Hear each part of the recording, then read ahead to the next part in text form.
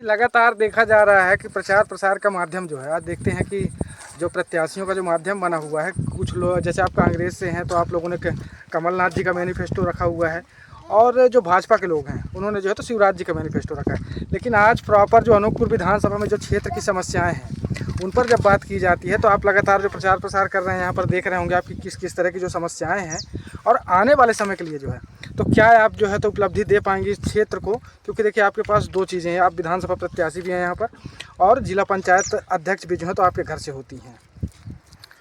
यहाँ पर जहाँ भी जा रहे हैं सबसे बड़ी समस्या पानी की है। लोगों को पेयजल का व्यवस्था नहीं है। यहाँ पर भाजपा का कुप्रबंधन इतना है कि केवल एक कमीशनखोरी की सरकार है।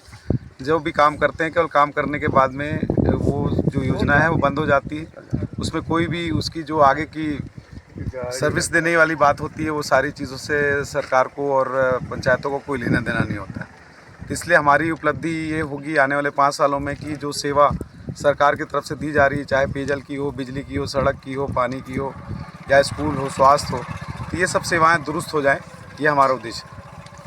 और भी कई सारी चीज़ें हैं। देखिए आज जो जैसे आपने कहा कि मूलभूत सुविधाओं की बात है तो ठीक है, लेकिन आज जो देखा जाता है क्षेत्र में सबसे ज़्यादा आज नशे का जो व्यापार है वो बहुत तेज़ी से हो रहा है, और क्राइम के मामले में जो है तो अनूपपुर ज़िले की बात करें चाहे विधानसभा की, क्राइम ग्राफ जो है तो इसका रेट जो है तो घटने की बजाय जो है तो और धीरे दिन प्रतिदिन बढ़ता ही चला गया।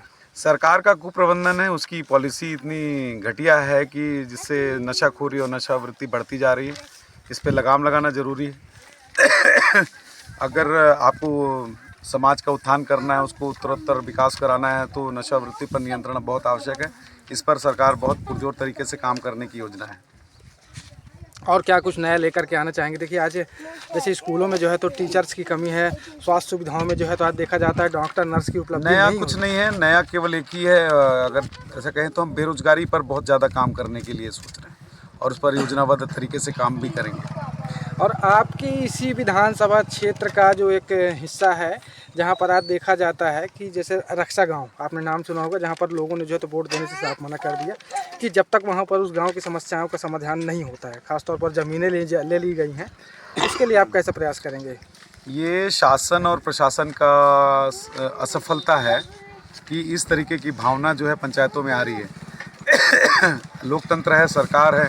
जब लोकतंत्र है और सरकार है तो इस तरीके से वोट का बहिष्कार करने का कोई औचित्य नहीं है। लेकिन कहीं ना कहीं सरकार इस दिशा में काम करने में असफल रही है। अगर किसी विषय पर प्रयोजन पर भूमि अधिग्रहण किया गया है तो उसका प्रयोजन पूरा होना चाहिए, अन्यथा की स्थिति में वो भूमि वापस किसान को दे देनी चाहिए।